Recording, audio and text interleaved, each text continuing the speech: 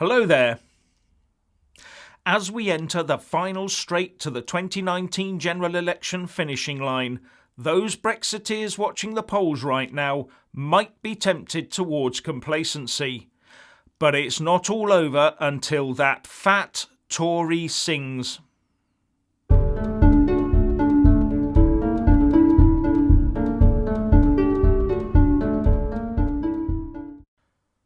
Firstly, please boost the YouTube algorithm by giving this video a like. Now, with just 3 days to go to the 2019 general election polling day, all the polling data points towards a result between a minority Tory government or even a landslide victory for Boris Johnson and his Conservative Party. And although the Labour Party had looked like it was narrowing the gap quite markedly as Jeremy Corbyn ate into the Lib Dem vote, it now looks like that challenge might be fizzling out. Especially after the last leaders' debate on the BBC on Friday evening, where the PM, Boris Johnson, was seen to be the overall but very marginal winner. For a big change to happen in the final days of the election campaign, every pundit was saying that Jeremy Corbyn had to land some telling blows on Boris that evening in order to start the process of deflating the Tory bubble. But that just did not happen. Boris maintained the upper hand. Well, that's according to the polls anyway. Now, many people are very suspicious of polling data. Many believe that most, if not all, pollsters have vested political interests in making sure that the results are skewed. But skewed not just to give a misleading view of people's voting intentions, but to also actually stimulate a reaction within the electorate. And that required reaction by the electorate could be either, for example, to get them to change their minds, or to persuade them to not vote at all, or conversely to get one side or the other to turn out in their droves.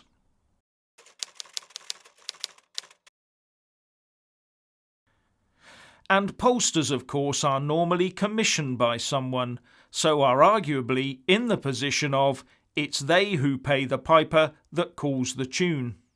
Although, to be fair, pollsters do have a code of conduct to follow when putting together their questionnaires and compiling their reports. But given the normal sample sizes and the way the political messages from parties changes day by day, hour by hour, it would be unrealistic to expect any particular pollster to come up with what amounts to anything more than an isolated snapshot of certain slivers of society. So some may not like it, but polling is the only indicator, however unreliable, that we really have. It is also not sufficient to just engage with your own local or social media echo chambers and then think that therefore everyone in the country thinks the same way as you do and those you converse with do. After all, I do get the impression that the Lib Dems under Joe Swinson were fooled into thinking that Downing Street beckoned because of just that echo chamber mentality. And look at how that's panning out. Not. Social media likes, shares and comments do not tell the whole story, so looking at the polls is very important, but only as a rough guide.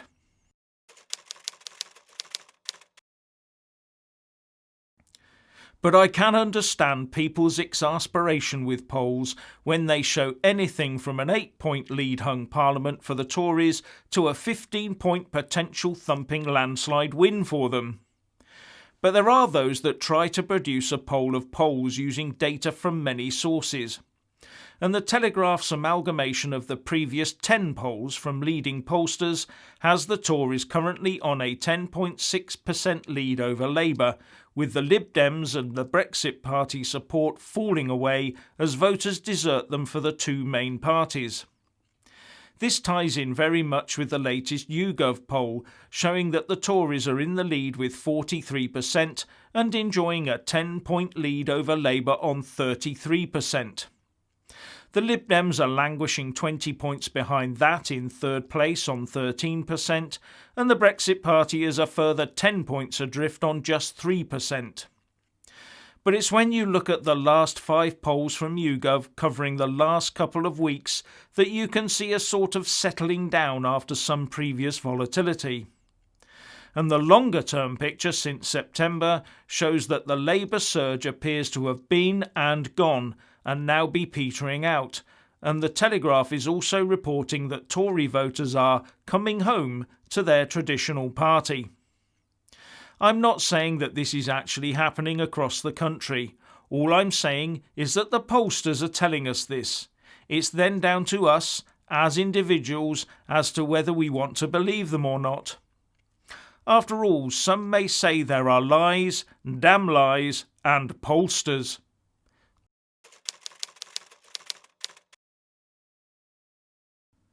But back to these most recent polls. Looking at them, there is always the temptation to think, job done. But there's many a slip twixt cup and lip, and 3 days, even 24 hours, is an age in political terms. Remember, Boris did not so much win his debates with Jeremy Corbyn, so much as not fluff them up.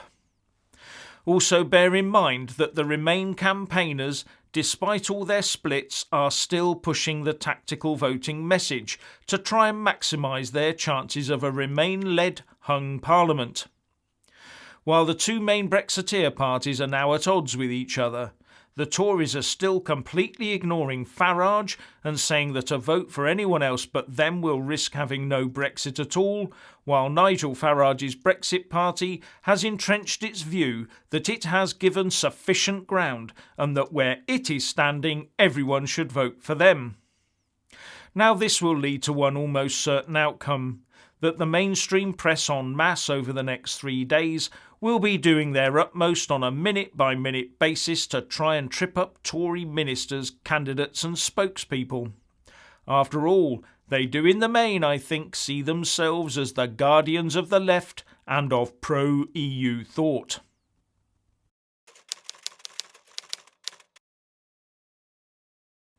Anyway, whatever your thoughts on what the polls are indicating, many of those on the Brexit side will now be faced by a dilemma.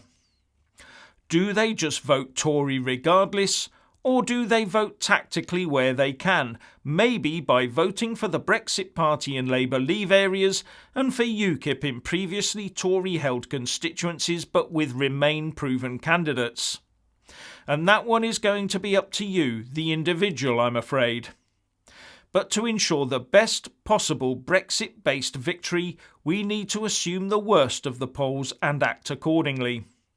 Once you've identified that Brexit candidate most able to deliver, then it is also up to you to inform those around you, your family, your community and your colleagues about the dangers of allowing anti-Brexit MPs anywhere near the levers of power. This is where your own personal responsibility comes into play. Your country needs you.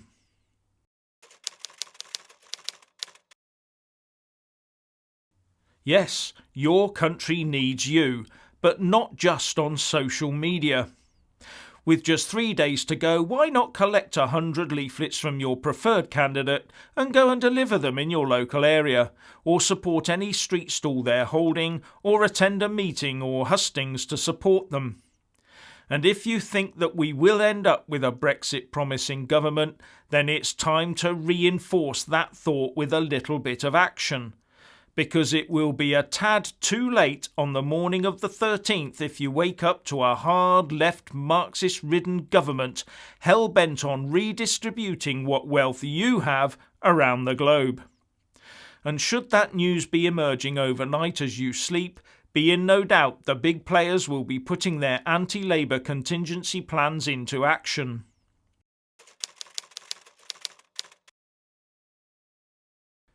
But Corbyn and his Labour crew would be that disastrous for the UK. The pound would almost certainly already be plunging against all major currencies as you awoke for breakfast, with the London Stock Exchange and indexes bracing to take massive hits on opening that morning. and that's not just me saying it. The Sun assembled a group of experts, and what they say about a potential Corbyn government is extremely alarming. This Friday the 13th could be the darkest day in British peacetime history if Jeremy Corbyn is ushered into number 10. The Sun believes a hard-left Corbyn premiership would crash the economy, leave us permanently shackled to the EU and lend succour to our enemies. Robert Colville, Director of Centre for Policy Studies, says that we'd all be paying more taxes, not just the rich as Corbyn claims. And why? Because of the sheer scale of the Labour Party plans and the fact that so many wealthy people would leave the UK taking their money with them. Economist and broadcaster Liam Halligan says that Labour would leave us in a Brexit limbo, ending firstly with a referendum between his deal and no Brexit, probably keeping us in the EU, followed by another Scottish indie ref, all causing massive economic mayhem. While former infantry commander Colonel Richard Kemp says of the Labour leader, "Never in history has a more dangerous man been a contender for leadership of any Western democracy." And Kemp lists how Corbyn has backed our nation's enemies while his friends and colleagues look to shut down those like MI5 who are there to protect us. Not only that, Corbyn has also said he would not ever allow the use of UK nuclear weapons, so as a consequence destroying our whole defence credibility and our connections with NATO. On top of that, there is huge doubt over whether he would ever deploy UK forces in the defence of this nation or its interests. And the editor of the Jewish Chronicle, Stephen Pollard, who slams Labour for its anti-Semitic views, said, "Instead of protecting its Jewish members from Labour racists, the party has refused to act against the racists and driven out many of the most prominent Jews," he writes. And he adds, "No wonder the vast majority of British Jews fear the prospect of a Corbyn government." Then there's the press freedom campaigner Mick Hume, who says that Labour would look to decide what you are able to read and force all media outlets to sign up to the first state-backed press regulation in 325 years. And he says that Corbyn wants the press to just report what politicians say, no more than that. And Mick Hume goes on to say, he even effectively wants to nationalise the news, with publicly funded media outlets promoting public interest journalism. That's public interest as defined by the authorities, not the public. In short, if you want to read government-approved journalism in a state-sponsored media, vote Labour, no questions asked. And on transport, Howard Cox, the founder of Fair Fuel UK, says that Corbyn would hit motorists with a pathologically anti-motorist political era, which as far as I can see means the removal of personal transport, except for bicycles, for all people except the rich and connected, and the herding of the masses onto restrictive mass transport. And I would put it to you that you don't have to listen to those experts to work out these things for yourself. Just listen to what all Labour supporters and Labour Party members are saying. I mention all these warnings because I do not want a sort of Boris must have won this election complacency to take hold in these last few days and hours. There may not be a real sign of this at the moment, but now is the time to stop it even having the chance to take a foothold. Keep the pressure on.